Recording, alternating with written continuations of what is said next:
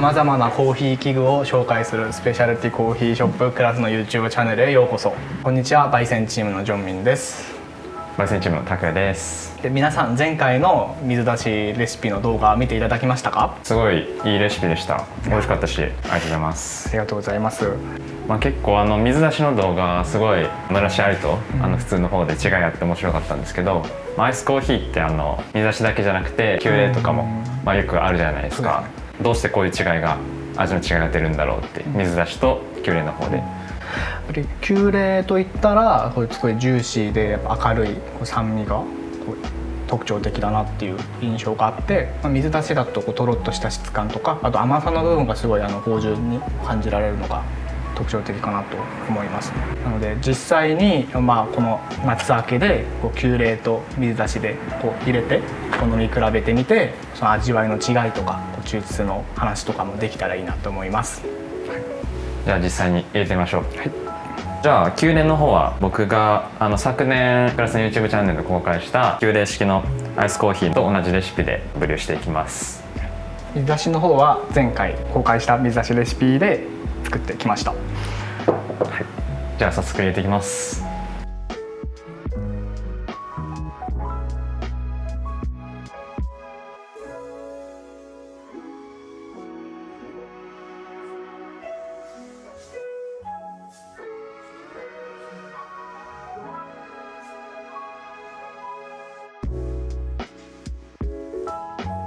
じゃあ抽出できたんで早速飲み比べていきましょう。いきましょう。結構色違いますね。いやー、そうですね。なんか急冷は透き通ってて、水出しはコーヒーオイルの部分が抽出されてるように見えるよね。なんか見るだけで質感がなんかクリーミーそうな、結構見た目からも分かるような感じがして、楽しみです。いただきます。じゃあいただきます。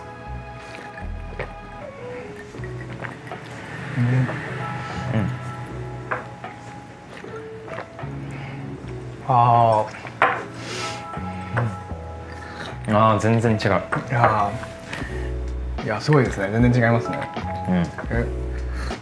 高橋さん、どんな味ですか？味ですか？どっちもまず美味しいんですけど、急冷の方は結構このエチオピア、夏明けはエチオピアのブレンドなんですけど、このウォッシュドの方の結構レモンっぽい柑橘の風味だったりとか、そういう明るいフレーバーが結構際立ってるなっていう印象で、ごくごくいけそうな感じ、で水出しの方は結構ね、甘さのとこはやっぱ際立ってて、結構夏明けって焙煎深めに、通常のクラスの浅いラインナップよりは深めにしてるんですけど、そこの甘さだったりとか、このエチオピアのナチュラルの部分のブドウっぽい、芳醇なフレーバーが結構強く感じられるんで、なんかそういうところがすごい違って面白いなって思いました。確かに全然違いますね。なんでこういう違いなんですか？考えられるポイントは2つ大きくあるかなって思って、1つは高温化低温化で出てくる抽出の仕方が変わるといったところですね。で2つ目は糖化法か浸子法かっていう違いがあるのかなって思います。でまず高温化低温化っていうところで、コーヒーが持つその酸味の部分が高温でしか抽出できないところってあるので、急冷だとやっぱり酸が際立った味わいになって、水出しだと、その酸よりはどっちかというと質感の部分とか、あと甘さの部分の方がちょっと主役になるのかなって思います。で2つ目に糖化法と浸子法で、糖化法は皆さんおなじみのドリップですね。短時間で 2,3 分とかで抽出していくので、クリーンで明るい酸味の味わいに仕上がるのかなって。で浸子法の方はフレンチプレスとか、あと水出しみたいな漬け込み式なんですけど、やっぱりそっちだすごいとろっとしたクリーミーな質感が特徴的かなって思います。なるほど。結構じゃあ温度のところで、アシリティの酸味の部分で、糖化式か浸式かっていう部分で結構質感に違いが出てくるって感じですかね。そうですね。なるほどなるほど。じゃあ今回の水出しのレシピってさっき高温か低温かっていう話あったと思うんですけど、最初蒸らしで93度のお湯入れてるじゃないですか、150g。あれってなんかそういうこの高温か低温かみたいな意図があったりするんですか？そうですね、実はそれが今回レシピのすごい大事なポイントとなってまして、今回の水出しはその、一手間その30秒昆布だしを入れることによって、急冷のように酸味の方も際立たせながら、それを水出しならではのそのとろっとしたクリーミーな質感と甘さの部分を合わせるという、言ってしまえばもういいとこ取りの最高のアイスコーヒー的なイメージでレシピを作ったっていう裏話がありますね。いいですよね。この水出しの甘さもありつつ、ちゃんと明るさもあるっていう、まさにいいとこ取りなコーヒーやなと思いました。ありがとうございます。拓也さん的に急冷と水出しどんな時飲みますか？どんな時？そうですね、さっき言った味わいの印象的に急冷は結構ごくごくいけるかなっていう感じがするんで、結構夏の暑い日とかに、外とか、テラスとか、テラス好きなんよね。いいですね。テラス席好き外とかで飲みたいかなって感じで、水出しの方は結構甘さもあるし、冷たいけどしっかり甘いドリンクって感じなんで、結構じっくり氷が溶けるのも楽しみながら飲みたいかなって感じですね。なんでなんか読書のお供とか、なんか映画見ながらとか、そんな感じがいいかなって思います。氷が溶けても甘さが残ってて、こういうなんか抽出の仕方のような感じというか、急冷はやっぱりごくごく美味しくシャキッと飲んで、水出しはじんわりと、抽出もじんわりなんで12時間かけてますもんね。そうですね、12時間かけてるので、まさになんか不思議な感じですね。抽出の通りの味になってるという感じですね。ありがとうございます。ありがとうございます。じゃあ実際これどういう方におすすめだぜとかありますか？そうですね、個人的に急冷はやっぱりいろんなコーヒー器具を試して入れられるので、結構コーヒーラバーの皆さんにはおすすめかなっていったところと、あとはやっぱ飲みたい時に飲みたい分だけ1杯分だけ抽出して飲めたり、あとはそうですね、やっぱ12時間とか水出しはどうしてもかかっちゃうので、今すぐアイスコーヒーが飲みたいっていう方とかには急冷がおすすめかなって思います。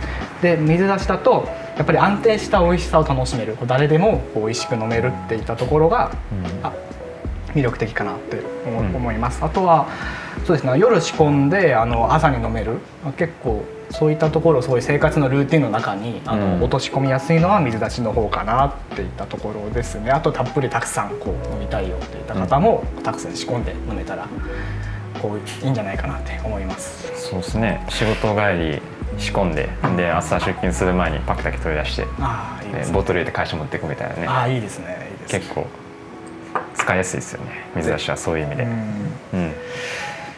なんかいろいろ話していくとすごいちょっとお腹空きませんでした？いや、お腹空きましたよ。ちょっとコーヒーばかり飲んで、ちょっとなんかちょっと甘いもの用意してもらったんで。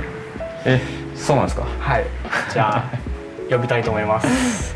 夏子さん、こんにちは。菓子チームの夏子です。はい、今日はちょっとお菓子を持ってきました。どんなお菓子を用意してくれたんですか？はい、こちらの急冷のコーヒーはちょっとすっきりしているので、レモンケーキを持ってきました。このレモンの酸味とか爽やかな感じがこの急冷のコーヒーととても合うと思います。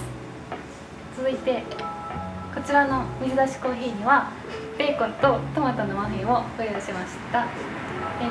結構ゆっくり飲んでいただきたいんですけど、このベーコンのマフィンもちょっと塩味が効いて、この夏の朝とかにはちょうどいいと思うので、一緒に召し上がっていただきたいです。じゃあ早速みんなでペアリングしてみましょう。福田さんの分もわーい。こっち急冷です。はい、水出しです。ありがとうございます。じゃあいただきます。いただきます。じゃあちょっどう食べ？と思い思いにシ思い思いにェアする感じで。はい。遠慮せずいただきます。はい。私はレモンコーヒーからいただこうかな。いやちょっといただいていいですか、レモンケーキ。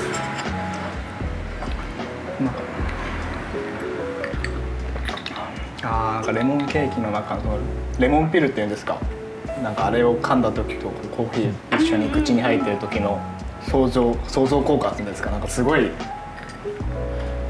美味しいですね。ありがとうございます。うん、ありがとうございます。本当に。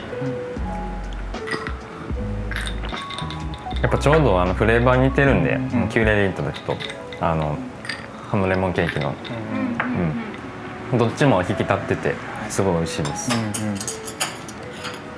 でレモンケーキはバターとかの乳製品を使ってないのとグルテンフリーで米粉で作ってて、結構もう重たくなくいいので、そのコーヒーの風味も消さずに一緒に味わっていただけるかなと思います。はい、美味しいです。コーヒーもなんか今のラインナップとコロンビアとかともめっちゃ合いそう。確かに美味しい。エイボリマフィンもなんかどうでしょう。香ばしいっていうんですか、すごい甘いし、なんかでもベーコンのそのなんていうんですか、肉々しい感じというか、ちょっとこうオイリーな感じというか、その旨味みたいなところがなんか水出しとも合わさって、なんかこれ水出しはそれに合わさって負けないというか、ちゃんとそのベーコンの旨味みたいなところともすごいなんか朝食感ありますね。ありがとうございます。美味しい。水出しもボディあるんで結構宮殿と比べたら、これぐらい力のあるフードがあった方が合うし、美味しいです。ありがとうございます。これと水出しだけでもすごいなんかお腹いっぱい朝なりそうですね。結構しっかり。私も食べる。まだ食べてなかった。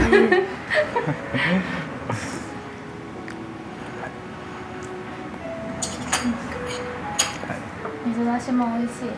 次回は水出しレシピの最終編、ミルクブリューとオーツブリューというアレンジレシピの方も用意してますので、ぜひ最後まで動画をご覧ください。じゃあまたさようなら。